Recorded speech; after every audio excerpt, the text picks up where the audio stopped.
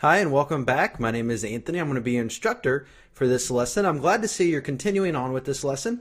And what we're going to do is we're going to get started with Amazon Web Services. We're going to talk a little bit about the pricing overview, and then we're going to sign up, and then we'll move on to the next lesson where we'll get our hands dirty. So two of the primary services we're going to be focusing on as bloggers or business owners is being able to store our data, encrypt our data, back up our data, and then of course running a web server with our WordPress blog. All of these things sound like it's going to be a big task that you have to be a technical engineer to understand. Well, you don't. We're going to be able to do this real simple, so don't give up on me. So the first service we're going to talk about is Amazon S3, and that stands for Simple Storage Service, and allows us to upload objects and files from our computer or even from our server if we've configured it correctly, and we can store it there. From there, we can even enable version control. So if we accidentally delete a file or have multiple versions of a file or overwrite a file, we can actually restore it. We can also archive our information. So when we put something in an S3 bucket, it's considered to cost 12 cents per gig per month. So if you have exactly 1 gig of storage, it's going to cost you 12 cents a month to store that. Now, if we start using Amazon Glacier, which is real simple with Amazon S3, it's just a click of a button, to archive our information, which in terms of archiving, that means we don't need regular access to it. That stuff is just there just in case for long-term storage purposes. It goes down to 1 cent, a penny a gig, so it's real affordable. So the real cool thing is I told you we were going to start doing this for free. Well, if you've never signed up with Amazon Web Services, you're able to get a free tier, which allows you to have that gig a month, and this changes vary based off time period. Amazon might change the free tier to be 5 gig a month for S3, for example. And we can store that at no cost per month.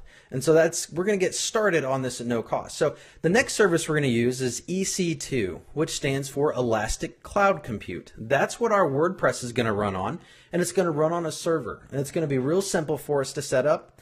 And how that works is depending on your server size, which we're going to run a micro server, it will cost a certain amount of cents per hour. So a micro server, I think, is 0.01 cents an hour. It's really, really cheap. Totaled up on a monthly basis, not on the free tier, you might look at $7 or $8 a month. So that's still, even when you're not on the free tier, it's still cheaper with much more flexibility than a traditional web host or virtual private server from another hosting company. Fortunately for us, Amazon gives us the free tier for EC2, Elastic Cloud Compute, for 750 hours a month for the first year at no cost.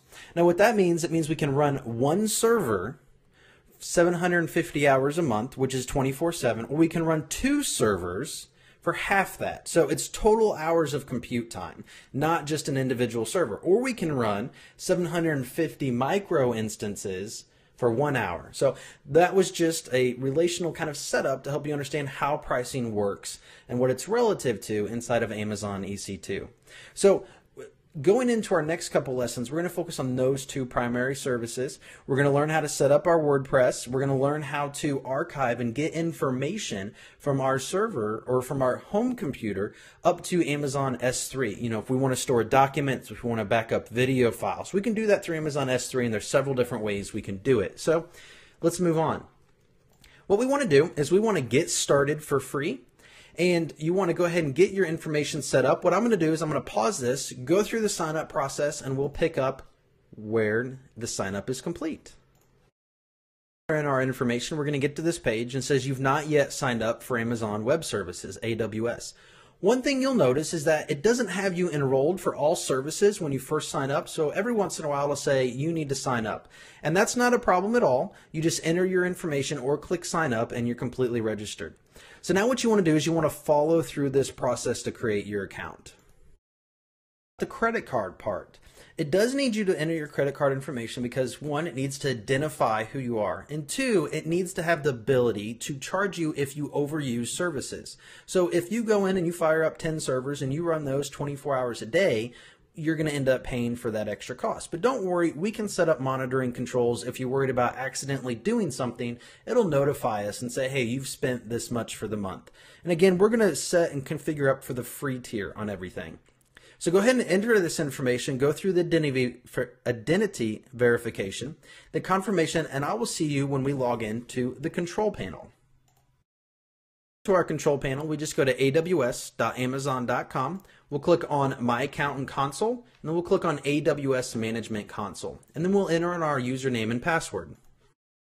Logged in, we should have a control panel that looks somewhat similar to this. It does change on a regular basis, and this can be quite overwhelming because you don't know where to start. You don't know what everything is. So we'll end this lesson with talking about this control panel and really keeping you towards one or two different services right now.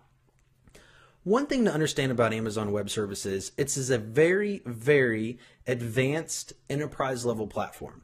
There's so many different things you can do. There's so many different things you can script. It really requires engineers and architects to set up super advanced applications where you run Netflix, for example, their service runs completely off Amazon Web Services. But we're going to keep it simple. There's also a way to keep this really simple and not overwhelming. We just want to work with two services right now. We're going to work with the EC2 service, virtual servers in the cloud, and then we're going to work with Amazon S3, which is scalable storage in the cloud. And then we'll start with Amazon S3 and uploading our documents, and then we'll move on to EC2 as part of this course. So I'll click on Amazon S3. I'm already signed up for this. It will probably say, hey, you're not signed up for this. Click here, and then you'll instantly be signed up. So what we'll do is we'll go ahead and complete this lesson. We'll pick up on the next lesson and talk about creating the buckets, how that works, creating version control, life cycle, and how to back up documents or even just get documents up to Amazon S3 where it's easily accessible for us to download and upload. But there's a lot of different programs for that, and we'll talk about that in the next lesson. Great job, and go ahead and complete your lesson.